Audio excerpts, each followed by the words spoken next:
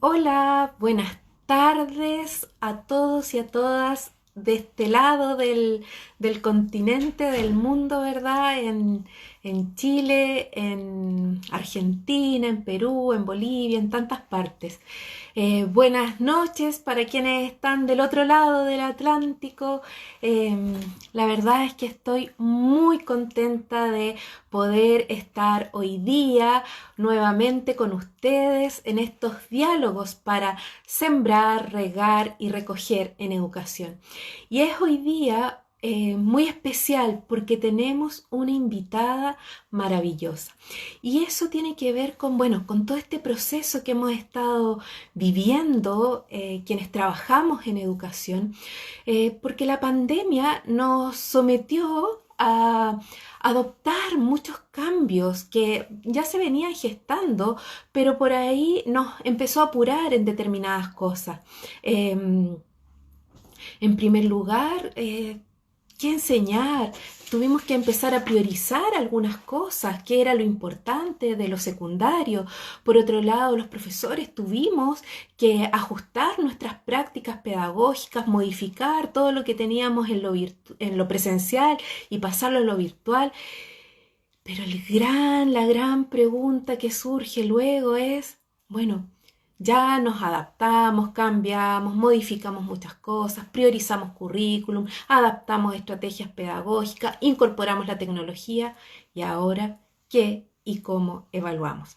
Pues bien, de eso es lo que vamos a conversar hoy día con nuestra invitada María Antonia Casanova. Y permítanme, voy a leer parte del currículum. Yo en el post lo extendí, lo señalé, pero de verdad que es un lujo. María Antonia Casanova es profesora de la Universidad Camilo José Celá y de la Universidad de Villanueva y directora de formación del Instituto Superior de Promoción Educativa de Madrid. A lo largo de su carrera ha sido inspectora de educación en Barcelona y en Murcia e inspectora central de educación del Ministerio de Educación y ha desempeñado los puestos de subdirectora general de Educación Especial y Atención a la Diversidad en el Ministerio de Educación y directora general de Promoción Educativa de la Comunidad de Madrid. Colabora ella en distintas universidades nacionales e internacionales en los temas que aborda como especialista: evaluación, diseño curricular y educación inclusiva, que ustedes saben es para mí parte de mi propósito de vida también. Al igual que imparte y dirige cursos para directivos y profesorados en estas mismas líneas de trabajo. Dirige la colección Aula Abierta de la editorial La Muralla y entre sus publicaciones pueden destacarse, yo les puse ahí en el post también algunos, ¿verdad? La sociometría en el aula, el manual de evaluación educativa, evaluación y calidad de centros educativos, diseño curricular e innovación educativa, la evaluación de competencias básicas, educación inclusiva en las aulas, educación actual, retos y propuestas y educación de futuro, textos para el debate y así, una infinidad de cosas que ha hecho María Antonia, y la verdad es que es para mí primero un honor, luego una alegría inmensa que ella comparta este tiempo con nosotros y que pueda compartir con los profesores no solo de Chile, sino del mundo, porque sé que hay muchas personas que nos están siguiendo desde Argentina, desde México, desde Uruguay, personas que nos han ido preguntando y algunos que por distintas razones no lo van a poder ver en directo, sí lo van a ver y no se lo van a perder en diferido. Yo invito a todos quienes ya están acá para que compartan ahí con el avioncito, con sus colegas, con distintos profesores en distintas partes, para que todos juntos co-construyamos este diálogo para sembrar, regar y recoger en educación. Es un honor para mí hoy día darle la bienvenida a María Antonia Casanova, que está por acá. Le voy a dar la juntando. A ver, por ahí viene. Recuerden ir dejando sus preguntas por ahí. Eh, Hola, María, ¿cómo estás? Hola, buenas tardes. Muy bien. ¿Qué tal? ¿Qué tal por ahí? Bien.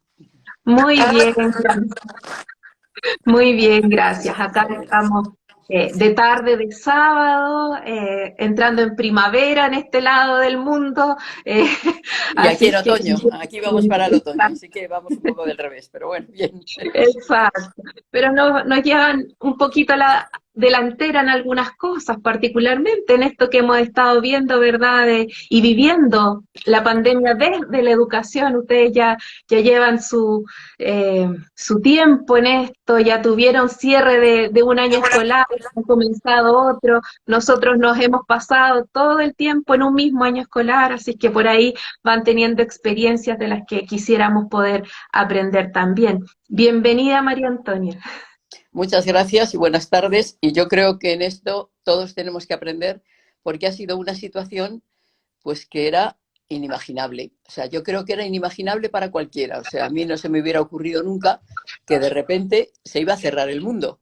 Porque es que no es que haya sido Chile o España, es que ha sido a nivel mundial, se ha cerrado absolutamente todo. O sea, la sociedad se ha quedado paralizada.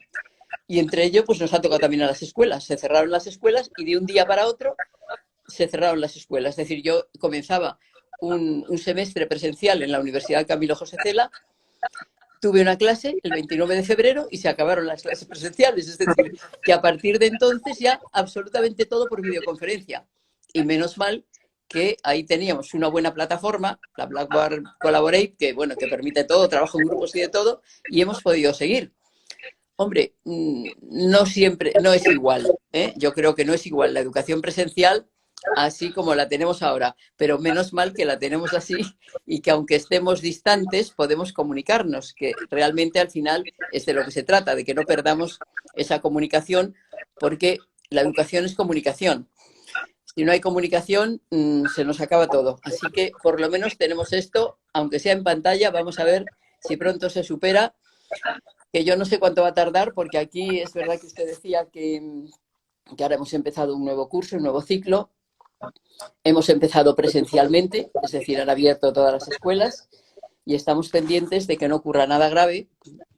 Es decir, hasta ahora hay como un 5% de todas las escuelas que han tenido que suspender algunas aulas, algunas clases, pero no va mal. Es decir, hay muchísimas medidas sanitarias.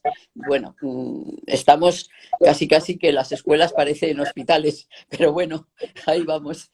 Vamos a ver si conseguimos mantenerlo, aunque sigue habiendo muchos contagios en todo el mundo y en todas partes. Creíamos que ya se iba a pasar durante el verano, pero no se ha, sino que ahora otra vez estamos en pleno contagio y aumentando los casos. Vamos a ver si somos capaces de detener esto. Aquí, de hecho, este fin de semana, el día 12, aquí el Día de la Hispanidad es fiesta y había varios días de fiesta para salir y nos han cerrado Madrid y no se puede ni salir ni entrar de Madrid salvo con unas causas justificadísimas. Es decir, para ir al médico, para volver a tu casa, pero nos han dejado a todos encerrados justamente para evitar más contagios. Así que bueno, vamos a ver si seguimos aprendiendo todos, porque creo que experiencias buenas ha habido en todas partes y todos vamos a tener que seguir aprendiendo a manejarnos por estos medios para que si surge una situación de urgencia y de emergencia sanitaria como la que ha ocurrido, pues todos los niños, la mayor parte de los niños puedan seguir educándose y aprendiendo.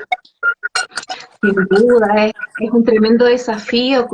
Yo estoy en una ciudad de Chile que se llama Concepción, que queda como Ajá. a 500 kilómetros de la capital. Eh, y en estos momentos estamos en cuarentena absoluta también, acá todo absolutamente cerrado.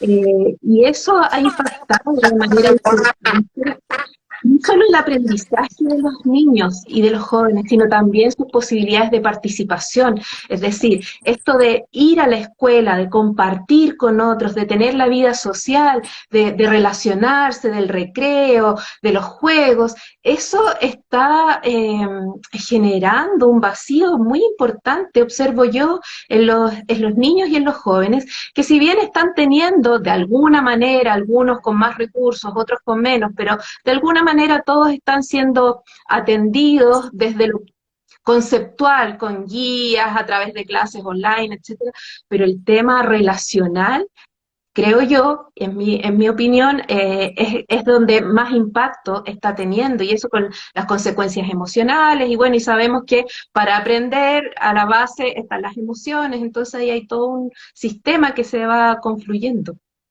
Evidentemente, o sea, en lo que más está influyendo, por supuesto, es en toda la parte de socialización y la afectividad de los niños.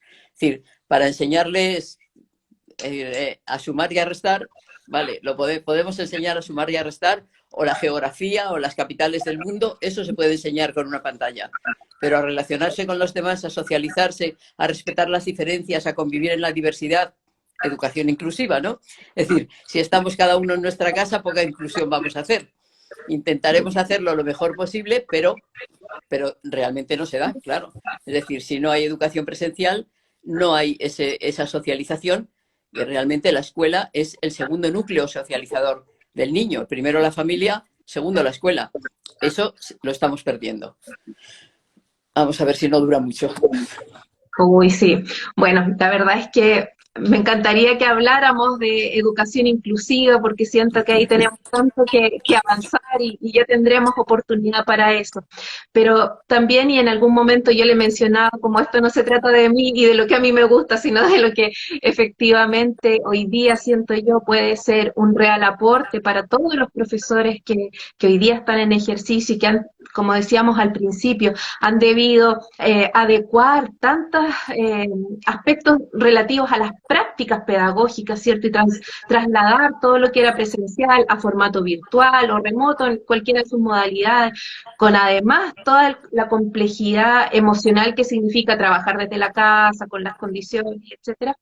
Eh, Sin duda creo yo que avanzado bien o mal, con más o menos recursos, los profesores hemos podido ajustarnos en todo lo que tiene que ver con la entrega de contenidos, y ahí vamos a ver que obviamente la educación es mucho más que eso, pero se ha focalizado un poco en lo que es la entrega de contenidos curriculares.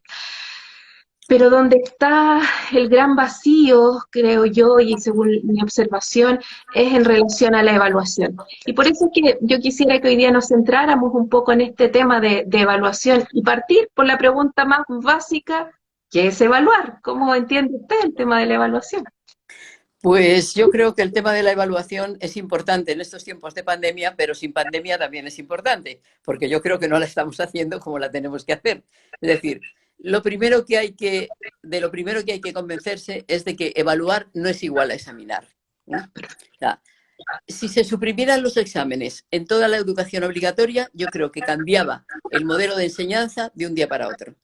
Es decir, si a un profesor, a una maestra, a un maestro, le decimos, mire usted, los niños van a aprender, usted va a trabajar con ellos, ellos van a trabajar en equipo, individualmente, pero los va a evaluar y no va a tener examen para evaluarlos. Así que invéntese a ver cómo va a trabajar para poder valorar lo que esos niños han aprendido. Eso yo creo que en educación infantil, que llamamos en España preescolar, que suelen llamar ustedes por Iberoamérica, lo hacen muy bien. No necesitan examinar a los niños, ¿no? Bueno, pues a lo mejor tenemos que aprender de maestras, casi todo maestras y algún maestro en educación infantil, en preescolar, para seguir haciéndolo bien. La base es la misma, es decir, evaluar es valorar lo que va aprendiendo el niño, pero no valorarlo al final de 3 meses a ver si por casualidad ha aprendido algo. Además, si es después de 3 meses, será de lo que yo he dicho, lo que ha memorizado. Es decir, se refiere casi siempre y solamente a la parte de contenido conceptual. Y nosotros sabemos que incluso el cambio de terminología, es decir, antes eran planes y programas, plan académico, ahora hablamos de diseño curricular, de currículum, que es carrera, que es proceso. Es decir, cambia la terminología cuando cambia el concepto de contenido. Todo lo que se puede enseñar y todo lo que se puede aprender en la escuela es contenido de aprendizaje. Y la escuela, aunque tuviera un programa simplemente de carácter académico, cuando yo estudiaba de pequeña, simplemente era una lista era un temario que te tenías que aprender, que te examinabas y ya está. Pero todos sabemos que la escuela no nos ha enseñado eso solamente, que nos hemos socializado, que nos hemos desarrollado afectivamente, que nos enseña actitudes, que nos enseña a trabajar con los demás, que nos enseña a respetarnos, a hablar correctamente, a mantener un turno de respeto, un turno de palabras. Todo eso la escuela nos lo ha enseñado, pero no estaba en el programa. Cuando eso sale a la luz, se habla de currículum oculto, estaba ahí el currículum oculto, sale a la luz y todo eso tenemos que enseñarlo, los niños lo tienen que aprender y lo tenemos que evaluar. Es lo más complejo de evaluar, pero es lo más importante de la educación, porque ahora, con la cantidad de información que tenemos a través de los medios informáticos, de todas las tecnologías de la información y la comunicación, yo para conocer tu ciudad, la ciudad de Concepción, no tengo más que darle a una tecla y tengo toda la información en 30 segundos.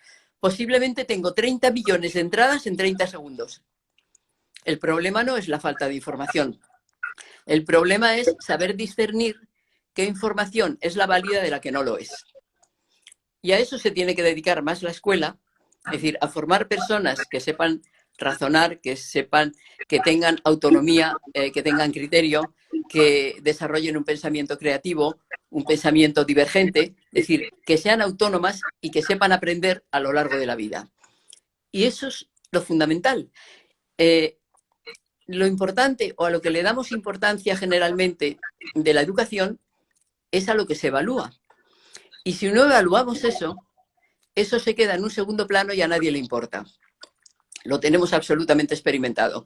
Es decir, aquí en España, en el año 2006, se incorporan las competencias clave, las competencias para la vida, competencias básicas. En cada país lo llamamos de una manera, pero son competencias fundamentales para la vida, para incorporarse a la sociedad con instrumentos y con herramientas para salir adelante y en igualdad de oportunidades. Aparecen las competencias.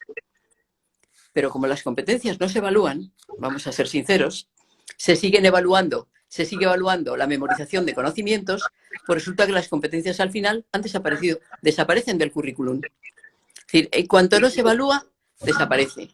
En el año 90, a partir de nuestra ley, de nuestra LOCSE, aparece esa división de contenidos que dice conceptos, procedimientos y actitudes. Conceptos y procedimientos se evalúan. Actitudes, difícil. Como es difícil y es más comprometido, pues no se evalúan. ¿Qué pasa al final? Que las actitudes no se trabajan. Porque a nadie le importan. O sea, ni le importa a los niños, ni le importa a la familia, ni nos importa a los docentes. Cuando puede ser lo fundamental y lo más importante para la vida. El mantener unas actitudes correctas consigo mismo y con los demás. Toda la educación emocional. Y voy a decir más todavía. Algo que se ha puesto de manifiesto con esta situación de pandemia. Y es que algunas áreas, algunas materias, campos de formación, como lo llamemos en cada sitio, que en la escuela se tienen como de segunda categoría, hablo de la música, hablo de la plástica, hablo de la educación física, el ejercicio, resulta que cuando nos han encerrado en casa se han convertido en los instrumentos fundamentales para sobrevivir. Es decir, ¿qué hubiéramos hecho aquí 3 meses encerrados en casa? Papás, mamás y niños, sin música, sin dibujo, sin ejercicio, sin teatro por televisión, sin cine. Es decir, todo lo que parece de segunda categoría para la escuela resulta que se ha convertido en lo más importante para la vida. Bueno, pues hay que replantearse, ¿no? El diseño curricular, hay que replantearse qué cambios hacen falta. ¿Y eso cómo se evalúa? Claro, yo digo, lo más importante de la educación puede ser lo más complejo para evaluar, que es la parte de actitudes, es decir, todo lo que implica la educación inclusiva, que es la convivencia en la diversidad, cómo vamos a vivir juntos y a convivir, no a coexistir, ni a estar unos al lado de otros, pero como si no estuviéramos. De lo que se trata es de desarrollar toda una serie de competencias que nos permitan convivir y convivir en esa diversidad, sabiendo que somos todos diferentes y que esa diferencia nos enriquece a todos. Sería horroroso pensar que todos fuéramos iguales, ¿no? Y que todos fuéramos clónicos. Es absurdo, ¿no? Es decir, puede haber un aula donde todos los niños tengan 10 años, todos tienen 9, todos tienen 8, pero eso no quiere decir que sean todos iguales. Quiere decir que cada niño es diferente. Entonces, es fundamental saber convivir en esa diversidad y que el docente sepa que aunque todos tengan 10 años, son todos diferentes. Es decir, que la educación inclusiva no es para un niño con discapacidad o no es para un niño de una etnia diferente a la mía. No, no, es que es para todos. Porque todos son distintos, tienen diferentes ritmos de aprendizaje, distintos estilos de aprendizaje, distinto contexto familiar, distintas motivaciones, altas capacidades, alguna discapacidad, talentos diferentes, inteligencias múltiples, están en un entorno rural o en un entorno urbano, es decir, diferencias tremendas. Bueno, pues lo más importante de la educación, creo yo, que en este momento, más que la acumulación memorística de conocimientos, es formar personas íntegras que sepan desarrollarse en la sociedad, que sepan convivir, que sepan emprender, que sean autónomas, que tengan un pensamiento crítico y creativo. Es decir, eso es lo fundamental. Eso no se evalúa con un examen. Ni se evalúa con un examen, ni se aprende estudiando una lección en un libro. Eso se aprende viviendo y trabajando todos los días de determinada manera en el aula. Es decir, haciendo lo que queremos que hagan a lo largo de su vida todos los días en el aula. Cuando la familia colabora, estamos en una situación ideal. Familia y escuela están de acuerdo en ese tipo de formación, en ese tipo de educación, y todas colaboran. Cuando en la escuela se le dice blanco y en la familia se le dice negro, pues el niño va a tener más dificultades. Pero bueno, todos hemos sobrevivido a situaciones de esas de contraste y vamos saliendo adelante. Es decir, los chavales son resistentes, son resilientes. Ahora que está de moda la resiliencia, sobre todo en tiempos de pandemia, tenemos que salir fortalecidos de esta situación y eso hay que evaluarlo. Pero hay que evaluarlo no en tiempos de pandemia, hay que evaluarlo siempre. Cuando no estemos en la pandemia también hay que evaluarlo, que es que no se evalúa. Claro, si yo pretendo evaluar actitudes o pretendo evaluar determinadas competencias con un examen, no lo voy a conseguir. Por muy bien que yo plantee el examen, es decir, yo puedo plantear un examen donde proponga un trabajo o una exposición o lo que sea, donde el niño tenga que poner de manifiesto determinadas actitudes. Permítanme el lenguaje coloquial. Los niños son pequeños, pero no son tontos.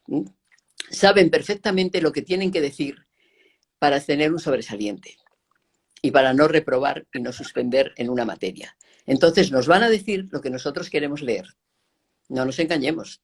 Es decir, si aquí se hace una encuesta, como se hacen tantas, y usted es racista, aquí no hay nadie racista. Claro. Usted está en contra de la igualdad de la mujer. Nosotros estamos todos de acuerdo con la igualdad de la mujer, pero luego vamos a ver la realidad, ¿no? Y luego, claro, cuando llega la hora de la verdad, que pues como hay películas, ¿no? Que mi hija se quiere casar con un negro, vamos a ver la que se lía, ¿no? Bueno, entonces eso no vale, eso no vale.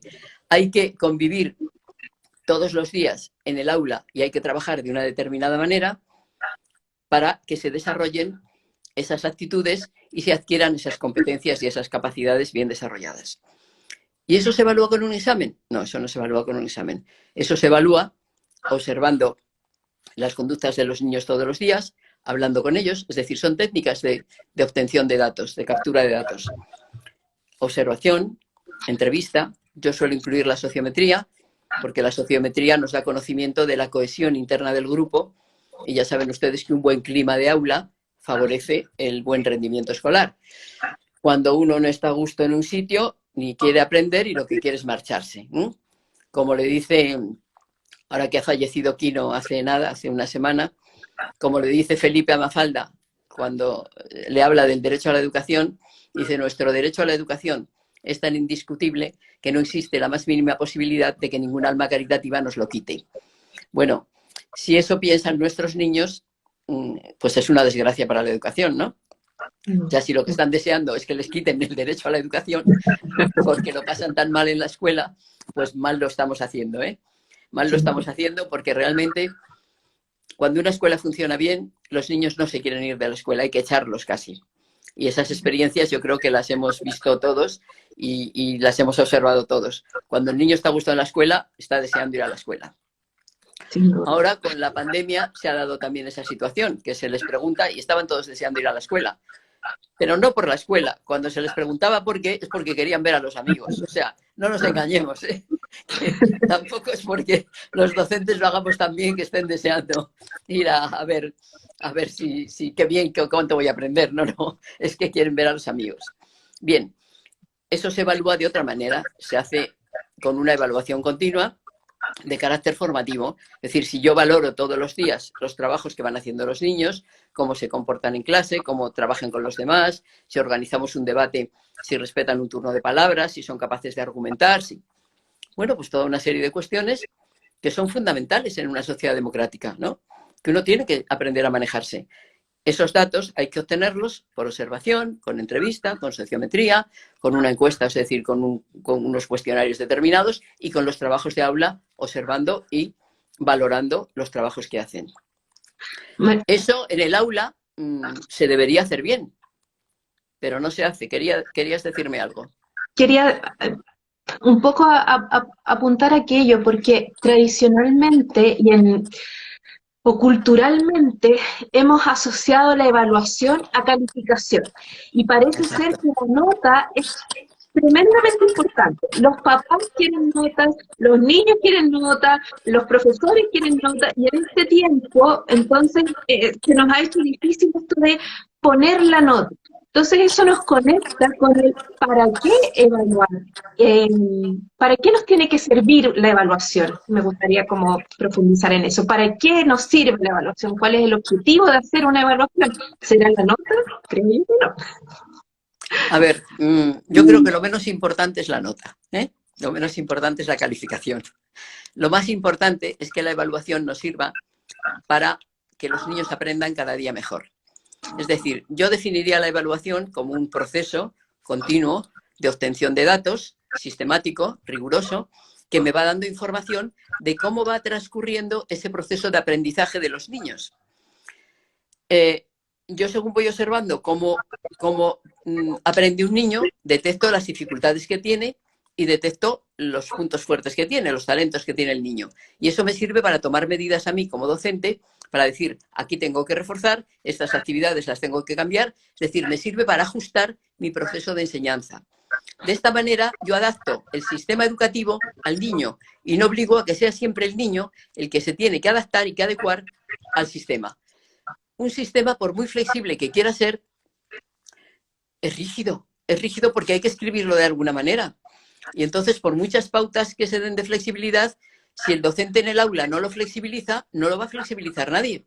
Es decir, el currículum no lo va a hacer accesible nadie más que el docente en el aula. Y si no, no lo va a hacer nadie. Desde luego, un boletín oficial, un documento oficial, no va a flexibilizar nada. Es el docente el que tiene que interpretarlo y tiene que adaptar las normas al grupo de niños que tiene para ajustarse a las características de los niños. ¿Para qué me sirve la evaluación? Para eso. Para ver cómo va aprendiendo y para que cada vez aprenda mejor. Es decir, mejorar los procesos de enseñanza y de aprendizaje.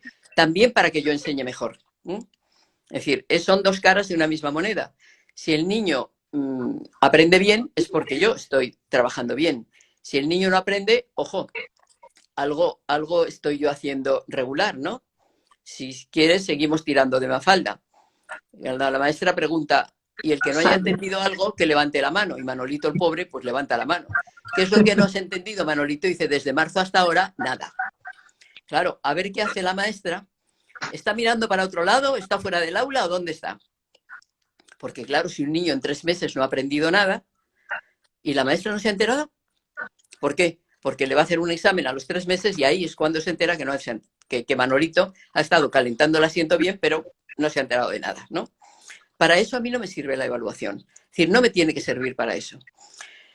¿Problema de calificar? Yo no tengo ningún problema. Es decir, yo, además de utilizar esas técnicas para obtener los datos, yo esos datos que voy obteniendo los reflejo en unos registros, en unos instrumentos que son cualitativos y descriptivos. Es decir, no numéricos, sino que me dice, el niño sabe expresarse oralmente con corrección, con propiedad, el niño respeta un turno de palabras, el niño o la niña sabe dirigirse a un adulto en función. Es decir, toda una serie de aprendizajes que el niño tiene que adquirir y que tiene que dominar a lo largo de su educación obligatoria. Y según voy trabajando en el aula, yo voy anotando.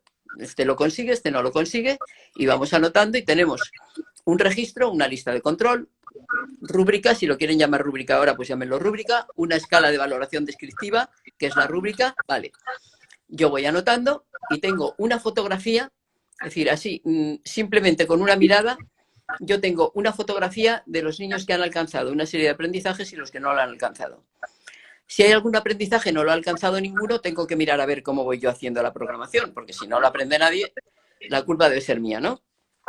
No del niño. Entonces, yo esos informes, ese tipo de obtención de datos y de registro, a mí me facilita pasarle a la familia una información que no es un número, sino que es un informe también descriptivo, también con unas frases, diciendo de su hijo, en esto va muy bien, en esto regular, porque si la familia tiene que colaborar, como decimos siempre con la escuela, en la educación, tiene que saber en qué. Vamos a ver, aquí en España calificamos a los niños de 0 a 10. Si un niño tiene un 5 o un 6, aprueba. Y todo el mundo se queda tan contento. Pero no hay que quedarse contento con un 5 o un 6. Es decir, el niño tendría que tener un 10 si ha aprendido todo lo que tiene que aprender. Si tiene un 5 o un 6, es decir, si yo voy al médico y me dice que tengo un 5, pues mire usted, parece que de momento no me muero, ¿verdad? Porque apruebo. Pero es que yo en salud no quiero que me diga el médico que tengo un 5. Yo me voy con el 5 a mi casa y me quedo tan contenta. Pues no. Habrá que ver, oiga, mire, dígame usted lo que me pasa y además dígame qué es lo que tengo que hacer para llegar al 10. Porque yo con un 5 no me conformo. Es decir, ¿qué es un 5? Que tengo una pierna rota, que tengo una cirrosis, que tengo un tumor cerebral. Dígame usted lo que tengo, ¿no? Pero en educación parece que con el 5, el 6, el 7, el 10 estamos todos tan contentos. Es absurdo. Es absurdo. Y además, yo diría que es tan simplista el calificar a un niño, a una persona con un número, es decir, que es una vergüenza. Es decir, es una vergüenza profesional que todo lo resumamos en un 5, en un 6 o en un 8. Porque además el 5 que pone usted no es el 5 que pongo yo. Es decir, no significa lo mismo. En una educación secundaria con 10 profesores, el 6 de uno no significa lo mismo que el 6 de otro.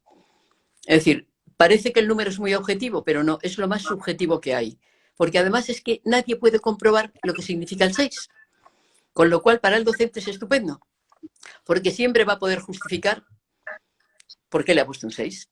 En cambio, si en un informe yo digo que este niño sabe leer, en cuanto llegue a su casa, sus papás van a comprobar si sabe leer o no sabe leer, porque eso lo entiende todo el mundo. Es decir, si sabe leer, si sabe sumar, si sabe restar, o si se sabe, en España decimos que la lista de los Reyes Godos, desde luego lo van a comprobar inmediatamente. Y van a venir a decirme, oiga, ¿qué está usted diciendo de mi hijo que dice que sabe leer si no lee una palabra? Ahora, si yo le pongo un 5, pues le digo, bueno, es que todavía no lee, pero tiene mucho interés, pero sí se porta muy bien. Bueno, yo lo justifico como quiera. Entonces, el número puede ser absolutamente subjetivo. Y para mí, hablando de educación inclusiva, pues si la educación tiene que ser inclusiva, todos los elementos del diseño curricular, es decir, de una programación, tienen que ser inclusivos. Tienen que favorecer la inclusión. Es decir, competencias, objetivos, propósitos, contenidos, metodología, evaluación. Y la evaluación también tiene que favorecer la inclusión. Y desde luego, lo que menos favorece la inclusión es calificar con un número. Lo que favorece es una comparación y una competitividad extremas. Porque yo estoy comparando a un niño con otro porque tiene un 6 o tiene un 8. ¿Y eso qué significa? ¿Que el que tiene el 8 es mejor que tiene el 6?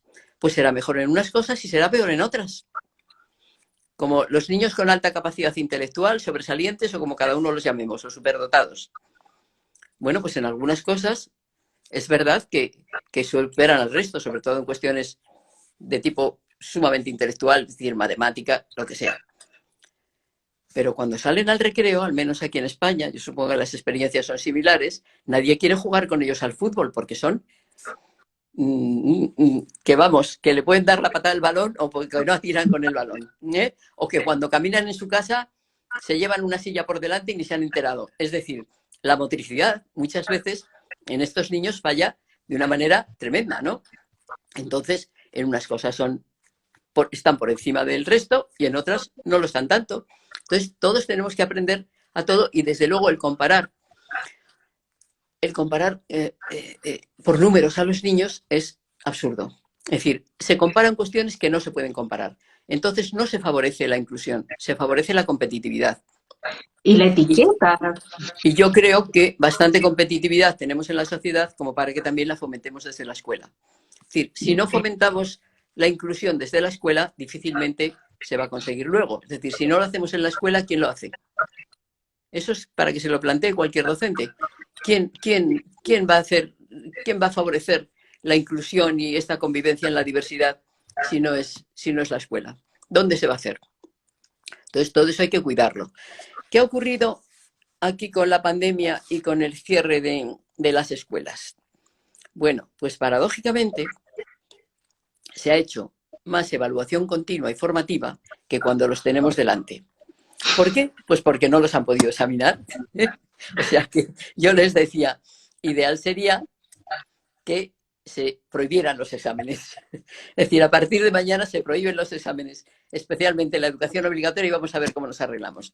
Pues muy bien, como usted decía antes, se les han puesto tareas a los niños, se les han mandado por internet o cada uno como ha podido.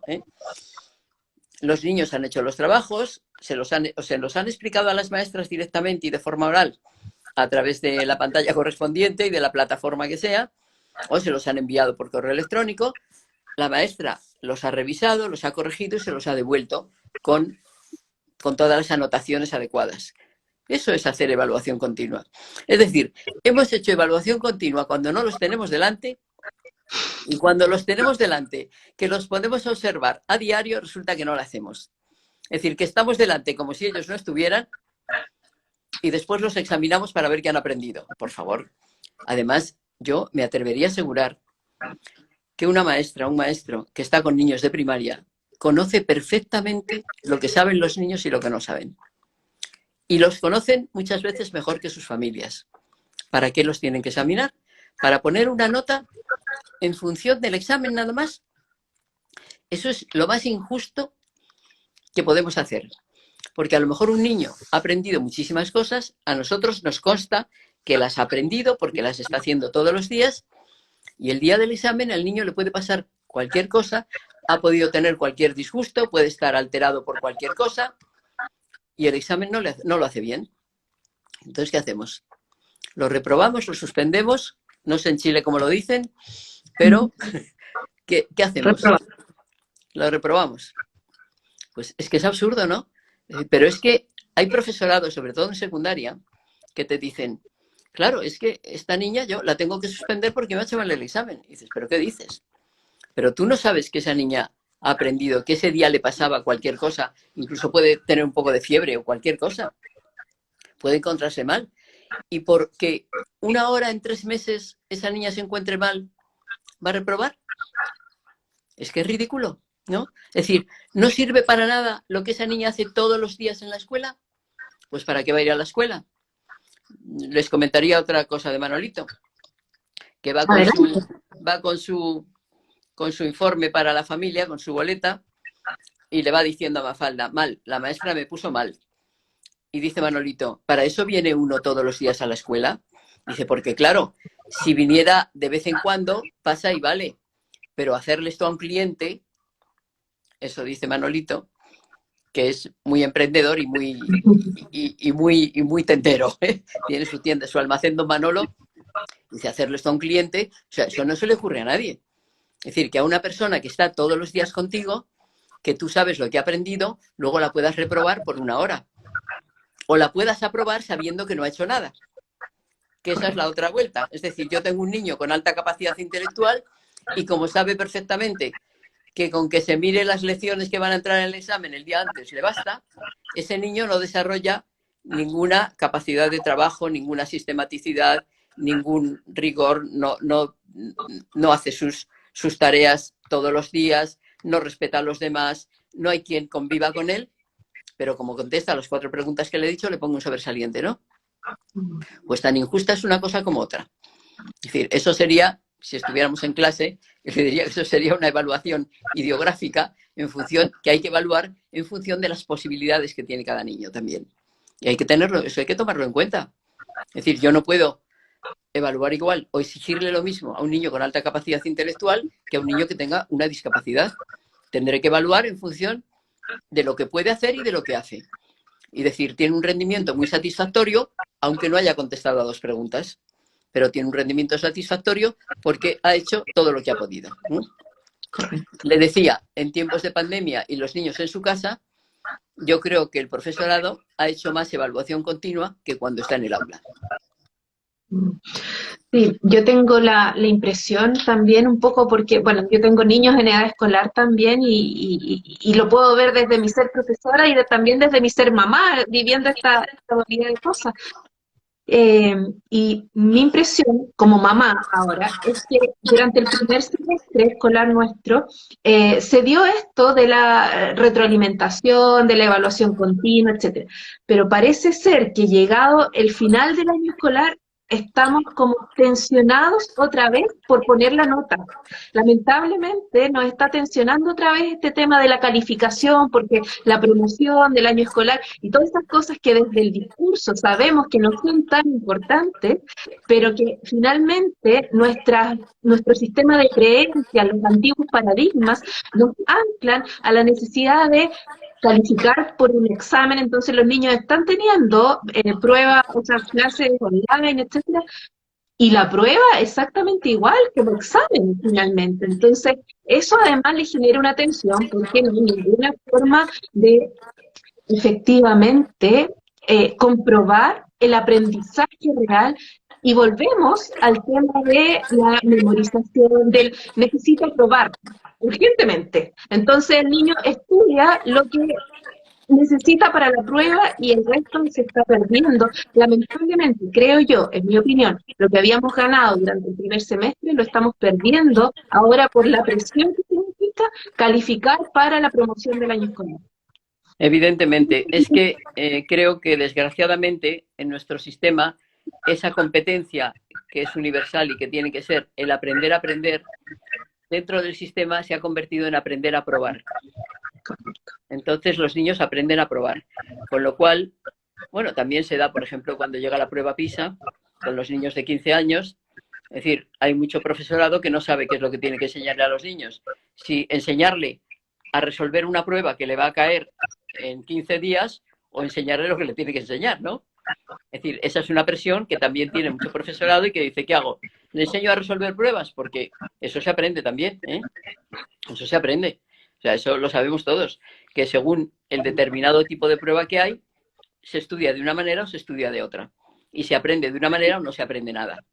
Es decir, el niño, nosotros terminamos el curso en junio, parece que el niño sabe algo y cuando llega en septiembre, después de 2 meses de vacaciones, llega inédito. O sea, es decir, como si hubiera pasado un tornado, se le ha olvidado todo. ¿Por qué? Porque no lo había aprendido. Además, no le sirve para nada puesto que se le ha olvidado. Estamos perdiendo el tiempo de la forma más lamentable posible. O sea, es tremendo. Pero eso que me dices es verdad que es cultural y es verdad que está todo el mundo pendiente de la calificación. Hay que educar a las familias también y hay que explicarles a las familias, cuando comienza el nuevo curso, el nuevo ciclo, hay que explicarles a las familias que lo importante no es un número, que lo importante es que su hijo aprenda, porque cuando llegue a una empresa no le van a pedir si tiene un 8 o tiene un 10, le van a pedir que haga un trabajo y si lo sabe hacer se va a quedar y si no va a estar en la calle al día siguiente. De hecho, en Silicon Valley están pensando, y yo creo que ya están haciendo, no van a dar titulaciones al final de las carreras. Es decir, allí para seleccionar te hacen una entrevista y te ponen a trabajar. Que lo sabes hacer, te quedas, que no, te vas, aunque tengas muchos grados hechos, muchas licenciaturas y muchos másteres, da lo mismo. Si no sabes trabajar, no sabes trabajar. Y en el mundo en el que estamos, difícil, complejo, ahora incierto, cada vez más incierto, porque con estas situaciones que se nos han planteado en este momento, no sabemos lo que va a pasar pasado mañana. No tenemos idea. Entonces el niño tiene que tener una cabeza bien amueblada, es decir, como decía Montaigne, y han pasado cientos de años, hay que tener las cabezas bien hechas, no bien llenas. Yo pienso que nuestro disco duro hay que utilizarlo para otras cosas. Entonces, el disco duro ya está en los teléfonos, en la laptop, en la computadora, ahí está el disco duro para conocimientos, que no quiere decir que nosotros también los vamos a tener, quiero decirle, toda la parte de actitudes, todo eso se trabaja sobre conocimientos. Los conocimientos son importantes. pero no esa acumulación que tenemos en los sistemas que no sirve para nada. Es decir, ver a un niño de 6 años que va con un carrito lleno de libros ya a la escuela y dice, ¿pero qué estamos haciendo? Por favor. Y a los 6 años es cuando tiene que empezar, cuando tiene que aprender a leer. Y en 3 meses el niño aprende a leer y a escribir sin ningún problema. ¿Por qué? Porque es justamente el momento crítico en el que tiene la madurez adecuada para aprender a leer y a escribir. No hay que empezar a los 4 años ni a los 3 años a forzarles a que lean y escriban, porque luego que si dislexia, que si dislalia, que si no sé qué. Mire, que no, que eso no va por ahí, que hay edades críticas para determinados conocimientos que se aprenden sin ningún problema cuando se tiene la madurez cerebral adecuada. Y habéis tenido charlas ya con neurociencia, ahora sabemos mucho más de neurociencia, a ver qué seguimos haciendo. La neurociencia nos dice que la música es fundamental, porque no es que active el hemisferio derecho o el hemisferio izquierdo, es que activa todo el cerebro. Entonces, una persona que domina la música y que sabe interpretar un instrumento, va a aprender mejor matemáticas y va a aprender mejor español, aunque algunos no se lo crean, pero es así. Es decir, está comprobado. Todo eso hay que explicárselo a los padres, a todas las familias. A ver si poco a poco... Bueno, yo les planteo una experiencia que tuvimos aquí cuando se hizo la reforma educativa fuerte en el año 90, antes de generalizar toda la educación secundaria obligatoria, tal y como se planteaba, se hizo una prueba piloto en un barrio en Madrid. Los padres al principio, bueno, tuvimos que ir desde el ministerio, desde todas partes, para explicarles que no era ninguna locura, que los maestros, que los profesores no estaban locos, que no les iban a dar una calificación numérica, sino que se iba a dar un informe escrito, todas esas cosas, ¿no? Aguantaron porque era el ministerio el que lo decía y ¿qué le vamos a hacer? Consecuencia. Primera reacción cuando reciben un informe escrito. Van al centro escolar, van al centro docente y preguntan, profesor, ¿y esto qué es? ¿Un 5, un 6, un 7? O sea, tradúzcame el informe escrito a número. Después de pasar 1 año o 2 años, los niños cambian de escuela, cambian de centro y reciben las calificaciones donde le dicen en estos 6, en estos 7, en estos 8. ¿Qué hacen los padres? Van con el informe y le dicen, oiga, ¿qué significa el 7, qué significa el 6 y qué significa el 8? Es decir, cuando yo a la familia le he explicado para qué sirve la evaluación, que es para valorar todo lo que aprende el niño, todo, no lo que suelta 1 hora en un examen, que poco puede ser, poco puede ser. Es decir, ahí estamos evaluando lo más fácil de evaluar, que es la memorización de un conocimiento. Lo más complejo yo no lo puedo evaluar ahí. Lo más importante de la educación no lo puedo evaluar ahí. Entonces, lo más importante se queda sin evaluar. Es una prueba escrita que ni siquiera evalúa todos los contenidos formales, digamos, de la educación. Es decir, toda la comunicación oral se queda fuera. Y claro, como se queda fuera del examen, ¿a quién le importa la comunicación oral también? Pues a nadie. ¿Pero y qué hace una persona en democracia que no sabe expresarse oralmente?